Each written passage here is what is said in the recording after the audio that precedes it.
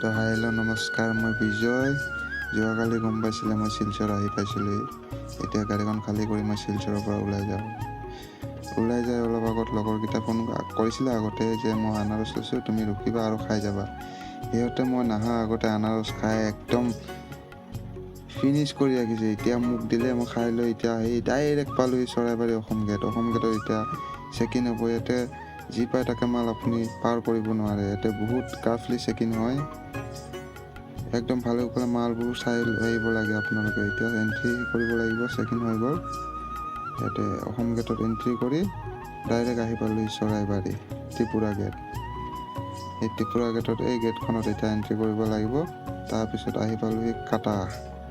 এই আমাৰ চৰাইবাৰী কাটাত একদম দালালৰ অভাৱ নাই।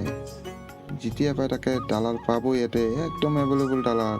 এতিয়া বাহিৰা গাড়ীখন ধৰিছে, তাক এতিয়া লুটি পুটি খাব, আমাকতো নোৱাৰেই। তেতিয়া ডাইৰেক্ট আহি পালোঁ আগৰতলা। ইয়াৰ পৰা 10 কিলোমিটাৰ আছে। তো গম পাইছিলে যোৱা ৰাতি যাম ঠেলোতে টোপনি পূৰ হোৱা নাছিলে, সেইকাৰণে বহুত টোপনি লাগিলে। মুখখন ধুই ল'লোঁ, ভাবিলোঁ আজি ভিডিঅ'টো ইয়াতে সমাপ্ত কৰোঁ। যদি ভিডিঅ'টো ভাল লাগিছে লাইক এটা, শ্বেয়াৰ এটা, কমেণ্ট এটা কৰি দিব। নতুনকৈ চাই থাকিলে ফ'ল' এটা কৰি দিব।